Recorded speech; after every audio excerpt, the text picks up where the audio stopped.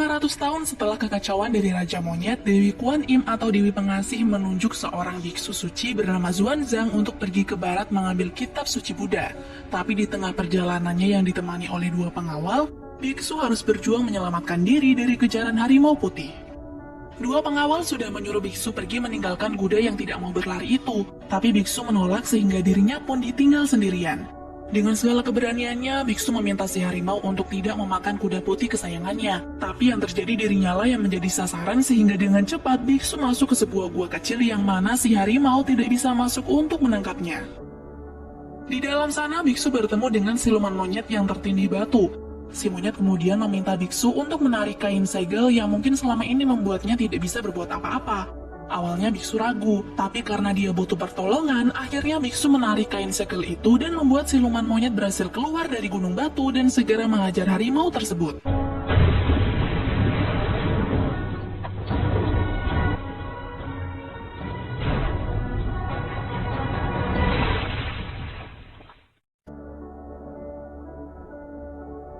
Tidak lama setelah itu, si monyet memanggil sesuatu yang dia sebut gada emas yang ternyata itu sebuah tongkat sakti. Dan lanjut mengenalkan dirinya sebagai Wukong, Raja Monyet yang diutus oleh Dewi Kuan Im untuk mengawal biksu mencari kitab suci. Biksu yang takut dengan Wukong pun menolak bantuan dari Wukong dan menyuruhnya pergi saja. Mendengar itu, Wukong sangat senang karena itu artinya tidak ada tugas untuknya. Tapi belum lama dirinya pergi, sebuah cincin sakti yang dibawa oleh biksu terbang sendiri dan langsung terpasang ke kepala Wukong tanpa bisa dicabut lagi. Biksu yang melihat itu juga bingung karena cincin sakti itu ia dapatkan dari Dewi Kuan Im. Tapi dirinya berusaha untuk menolong dengan membacakan sebuah tulisan yang ada di cincin tersebut. Namun yang terjadi, Wukong jadi kesakitan hingga mengamuk kepada biksu sampai tiba-tiba Dewi Kuan Im muncul mendatangi mereka. Dewi menjelaskan kepada Wukong kalau cincin sakti itu akan menjadi pagar agar Wukong bisa patuh kepada biksu. Sebab mulai saat itu biksu sudah menjadi tuannya dan Wukong diwajibkan untuk terus melindungi dan menghormati biksu sampai kitab suci berhasil ditemukan. Mendengar hal itu, Wukong tidak terima dan bergegas pergi, tapi yang terjadi dirinya tetap kembali sampai tiba-tiba seekor naga muncul dari air yang langsung memakan kuda putih milik sang biksu. Dengan segala kekuatannya, walaupun sempat terjatuh, Wukong melawan naga tersebut sampai berhasil dia taklukkan.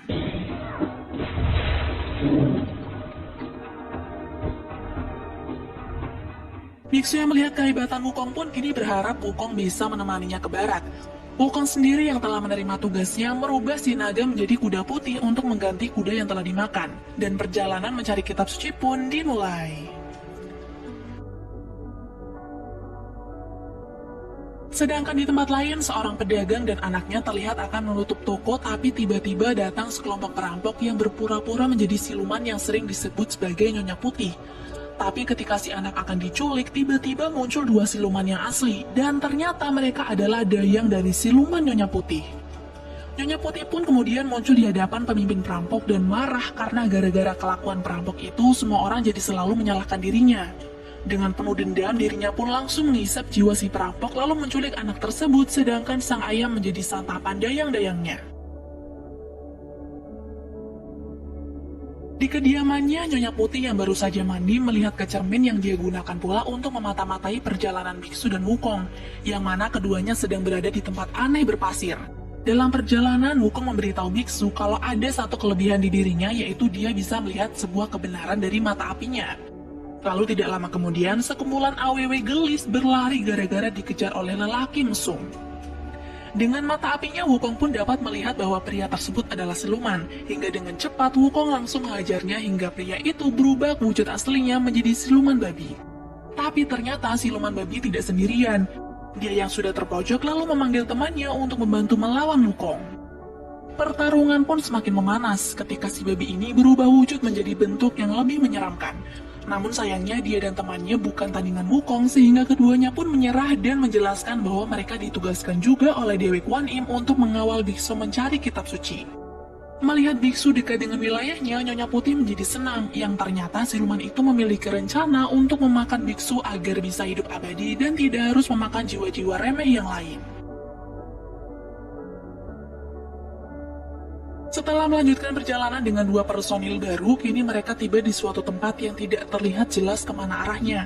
Tapi secara tiba-tiba kabut menghilang dan nampak sebuah rumah yang mana biksu sangat yakin rumah itu adalah sebuah pertolongan dari Buddha. Baji yang merasa sangat kelaparan langsung menghampiri rumah tersebut sendirian dan berharap ada makanan di sana. Sedangkan Wukong yang curiga mencoba mengecek area sekitar untuk memastikan keamanannya dari siluman-siluman yang jahat. Dan memang benar, Nyonya Putihlah siluman yang akan menjebak mereka dengan menyamar sebagai nenek-nenek. Nyonya Putih lalu mulai memasuki rumah dan berpura-pura terkejut ketika melihat kedatangan Baji. Beberapa saat kemudian, Biksu dan Wujing datang untuk melihat keributan itu dan memberitahu kalau maksud kedatangan mereka hanya untuk numpang istirahat saja.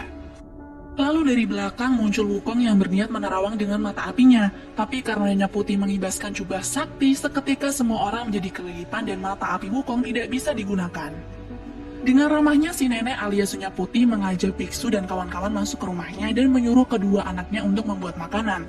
Tapi Baji yang mata keranjang ini melobi sang nenek agar mengizinkannya bertemu dengan 2 putrinya itu. Awalnya si nenek menolak, tapi karena Baji menunjukkan wajah tampannya lagi, nenek pun langsung mengizinkan Baji menemui kedua putrinya itu. Melihat Wukong terus mengucek matanya, nenek menunjukkan arah ke sungai untuk mendapatkan air bersih. Wukong yang sudah tidak tahan dengan sakitnya pun menerima tawaran tersebut, tapi sebelum pergi, Wukong memberikan lingkaran pelindung pada biksu dan melarangnya melewati batas lingkaran itu sebelum Wukong kembali. Tapi karena nenek terus murung, biksu mencoba menyuruh nenek untuk menceritakan sedikit keluh kesahnya. Hingga tidak terasa dia terlena dengan cerita itu lalu perlahan keluar dari lingkaran pelindung dan membuat nenek alias Nyonya Putih memiliki kesempatan lagi untuk mengisap jiwa biksu. Dan di luar, Wukong pun mendapatkan sinyal dari gada emasnya bahwa lingkaran itu sudah dilewati batasnya. Hingga Wukong pun segera menyemburkan api lalu mengisapnya lagi sampai mata apinya pun kembali berfungsi. Di saat biksu hampir celaka, Wukong datang tepat waktu dan akhirnya tahu kalau si nenek adalah siluman. Ketika tubuh nenek itu pingsan, roh Nyonya Putih keluar membuat Wukong langsung mengejarnya hingga perkelahian hebat itu pun terjadi. Tapi di tengah perkelahiannya, Wukong melihat Baji yang akan diserang. Jadi terpaksa dirinya pun harus menyelamatkan Baji lebih dulu dan Wujing yang tadinya berniat keluar untuk menjemput Baji. Kini jiwa Nyonya Putih pun kembali lagi ke tubuh nenek yang berpura-pura tak berdaya. Tapi biksu yang belum sadar jika si nenek adalah siluman jahat berniat memberikan minuman sampai kemudian Wukong datang lagi dan langsung memukulnya dengan keras. Melihat hal tersebut, biksu kaget karena tidak percaya jika wanita itu adalah siluman, sehingga ketika Wukong membunuh si nenek, biksu langsung membacakan mantra yang membuat Wukong kesakitan dan mengamuk. Para siluman itu lalu kembali ke sarang mereka, dan sudah terlihat jelas nih kalau mereka kewalahan menghadapi Wukong. Namun Nyonya Putih malah menyukainya dan akan tetap melanjutkan misinya untuk mengelabui mereka. Di atas gunung terlihat Wukong sedang menyendiri karena merasa kecewa bahwa sang biksu tak mempercayainya. Tapi tak lama kemudian biksu datang untuk meminta maaf dan berjanji tak akan membacakan mantra secara sembarangan. Di tempat itu juga, biksu akhirnya sadar jika alasan Dewi menyatukan mereka berdua dalam tugas ini karena melihat kesamaan antara biksu dan Wukong, yang selalu menganggap apa yang dilihat mereka adalah yang paling benar. Jadi maksudnya gini Cok, si Wukong menganggap kalau penerawangannya selalu benar, tapi biksu juga gitu. Dia juga melihat si nenek dari hatinya yang menurut dia baik, gitu loh. Setelah menempuh perjalanan yang cukup panjang lagi, akhirnya mereka sampai di suatu kota di mana tragedi penculikan anak-anak oleh siluman terjadi. Mendengar jika biksu dan kawan-kawan tiba di kotanya, raja menyuruh para pengawal untuk membawa mereka karena dirinya akan memberikan jamuan istimewa. Di dalam kerajaan, karena tak sengaja melihat lukisan siluman yang marak diperbincangkan, biksu langsung bertanya kepada raja. Raja pun memberitahu kalau dulu di kerajaannya itu ada siluman yang suka memakan anak-anak dan tak terhitung jumlahnya. Hal ini tentu membuat rakyat menjadi cemas, makanya raja mengundang biksu datang ke istananya dan ingin meminta pertolongan untuk mengusir siluman tersebut. Tapi tak berselang lama dari lukisan tadi muncul Nyonya Putih, siluman yang suka menculik anak-anak dan langsung membuat semua orang lari ketakutan. Di sini Nyonya Putih marah karena raja menceritakan kisah tentang dirinya. Dia lalu memojokkan raja dan menyerang para pengawal lalu lanjut mengajak Wukong untuk berbicara dengannya di luar. Ternyata Nyonya Putih mengajak Wukong untuk bekerja sama. Dia ingin Wukong membiarkan dirinya memakan biksu dan nanti akan memberikan imbalan dengan melepaskan cincin yang mengikat kepala Wukong. Di sini Wukong mulai berpikir, dia merasa biksu bisa saja menjadikannya monyet pertunjukan yang suka disuruh-suruh dan akan disiksa jika dia tidak menuruti perintah. Nyonya Putih kemudian berkata lagi kalau Wukong setuju maka mereka bisa janjian di suatu tempat, tapi biarkan biksu datang sendirian lebih dulu. Wukong kemudian kembali ke istana dan memberitahu bahwa tak ada yang spesial dalam perbincangannya tadi dengan Nyonya Putih. Tapi biksu yang tidak percaya itu memutuskan untuk pergi dan akan memberikan pencerahan kepada Nyonya Putih. Mendengar itu, Wukong pun mempersilahkannya karena sepertinya dia ingin bekerja sama dengan siluman jahat tadi. Kini bertemulah sang biksu dengan Nyonya Putih yang siap melahapnya. Namun di waktu yang sama, biksu lain yang mirip datang dan mulai membuat Nyonya Putih geram karena telah dipermainkan. Dan ternyata biksu palsu itu adalah Wukong yang telah berubah pikiran dan akan menyelamatkan biksunya. Di sini, biksu hampir saja tertangkap tapi Wujing berhasil menyelamatkannya. Namun ia kecolongan karena biksu diculik oleh prajurit raja yang membawanya ke suatu ruangan di mana anak-anak dipenjara. Ternyata selama ini bukan Nyonya Putih yang telah menculik anak-anak, melainkan raja yang sengaja menculik mereka dan menggunakan darah anak-anak untuk ia minum agar kutukan di tangannya segera menghilang. Biksu tentu marah dan kecewa karena raja dengan teganya menyiksa anak-anak demi kesembuhan dirinya sendiri. Tapi karena dia bukan tandingan raja, biksu hanya pasrah sampai tiba-tiba Wukong datang menolongnya. Sebenarnya Wukong ingin sekali membunuh raja tersebut, tapi biksu meminta Wukong untuk membiarkannya hidup dan segera membebaskan anak-anak agar bisa kembali ke keluarganya. Namun ternyata Nyonya Putih datang untuk mengelabui biksu lagi. Dia menyuruh anak kecil yang sebenarnya adalah siluman untuk memberikan sebuah permen yang nyatanya adalah sebuah pisau. Dan Wukong yang melihatnya pun langsung menyerang anak tersebut. Nyonya Putih yang menyamar menjadi ibunya pun kemudian datang dan berpura-pura marah hingga dirinya dapat menyerang biksu secara terang-terangan. Tapi Wukong yang tidak bisa membiarkan hal tersebut langsung menyerang lagi sampai mati dan membuat biksu marah besar. Biksu lalu membacakan mantra yang membuat Wukong kesakitan, tapi dia yang melihat si anak siluman berusaha membunuh biksu dengan sekuat tenaga melawan rasa sakitnya sampai berhasil membunuhnya lagi. Kali ini biksu sangat kecewa dengan Wukong. Dia yang tidak ingin mencari kitab suci dengan seorang pembunuh pun menyuruh Wukong untuk pergi dan tak usah menjaganya lagi. Sebenarnya sih salut sama kelembutan hati si biksu ini, tapi lama-lama greget juga aing teh kenapa gitu dia nggak ngerti-ngerti maksud baiknya si Wukong. Belum lama setelah Wukong pergi, Nyonya Putih datang dan langsung menculik biksu, membuat Baji dan Wujing sangat kebingungan sekarang. Mereka kemudian membuat rencana yang terbaik. Baji menyarankan untuk bubar saja dan tak perlu melanjutkan tugas. Tapi Wujing yang tak setuju jadi marah dan mengajak Baji berkelahi, sehingga Baji berubah pikiran dan akan mencari Wukong, sedangkan Wujing akan menolong biksu. Di sarang Nyonya Putih, biksu terus berdoa, tapi ketika Nyonya Putih datang, biksu langsung bertanya, sebenarnya kisah masa lalu seperti apa yang membuat Nyonya Putih seperti sekarang? Siluman itu pun menjawab jika dulu dia pernah dilihat sebagai iblis oleh banyak orang, tapi sayangnya ceritanya sampai di situ dan Nyonya Putih tak mengatakan apa-apa.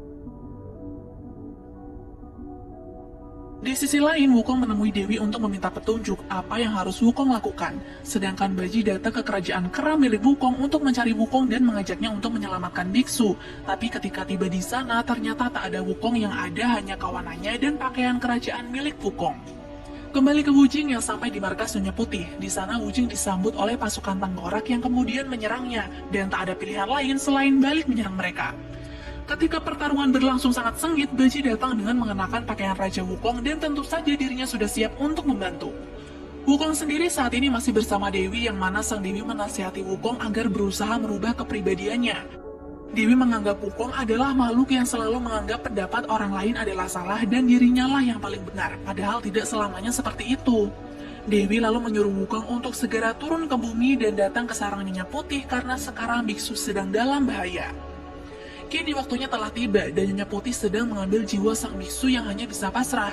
Tapi di luar sana, ketika Baji sedang bertarung melawan prajurit tengkorak, pakaian yang ia gunakan tiba-tiba saja bergerak dan terlepas sendiri, yang ternyata baju tersebut pergi kepada tuannya, yaitu Wukong. Dan di saat itulah Wukong langsung membantu teman-temannya dengan ikut menyerang prajurit tengkorak menggunakan tongkat saktinya. Melihat biksu sedang dalam bahaya, Wukong langsung menggagalkan rencana Nyonya Putih lalu memancingnya keluar dan bertarung dengannya. Beberapa usaha pun dilakukan oleh monyet sakti itu sampai mendapatkan kesempatan untuk masuk dan menjemput biksu. Kini Wukong memang berhasil membawa biksu keluar, tapi Nyonya Putih yang marah langsung membangkitkan prajurit tengkorak dan mengumpulkannya menjadi satu menjadi monster.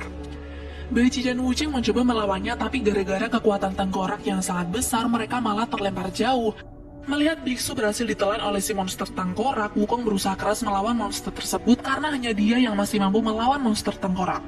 Setelah berkali-kali terhempas ke sana kemari, Wukong akhirnya mencoba menyerangnya menggunakan jurus 1000 bayangan yang ternyata berhasil mengalahkan raksasa tengkorak itu. Sekarang Nyonya Putih pun sudah tak berdaya dan berada di ambang kematiannya. Tak lama kemudian Buddha datang dan ingin memberikan azab atas apa yang selama ini dilakukan oleh Nyonya Putih. Namun tidak diduga biksu malah meminta Buddha untuk mengampuninya. Namun karena biksu hanyalah manusia biasa, Buddha pun menukar hidup biksu untuk menyelamatkan Nyonya Putih dan biksu pun menyetujuinya. Buddha lalu mempertemukan Nyonya Putih dan biksu di dalam tubuh biksu. Tapi di dalam sana Nyonya Putih merasa tidak perlu untuk ditolong. Dirinya berkata sudah tidak kuat bila harus bereinkarnasi lagi menjadi manusia sehingga dirinya pun langsung memutuskan untuk bunuh diri. Sedangkan di sisi lain melihat biksu akan jatuh, Wukong langsung menggapainya. Di sini dengan muka pucat pasi, biksu berniat untuk menolong Nyonya Putih agar dia tidak diberi asap oleh Buddha. Maka dari itu biksu pun menyuruh Wukong untuk membunuhnya saja. Sebenarnya hal ini sangat tidak disetujui oleh Wukong, namun karena Wukong sudah mempercayai pilihan biksu, dengan berat hati ia pun langsung mengayunkan tongkat saktinya ke kepala biksu, hingga di saat itulah biksu tewas dan tubuhnya membatu. Di Nirwana, sang biksu pun bisa senang karena melihat Nyonya Putih dapat menikmati kedamaian yang diberikan olehnya walaupun tidak bereinkarnasi menjadi manusia. Singkatnya, karena sudah 7 hari menunggu biksu tidak bangkit-bangkit, Wukong bersama teman-temannya pun memutuskan untuk kembali melanjutkan perjalanan mencari kitab suci, membawa patung biksu pergi bersama mereka.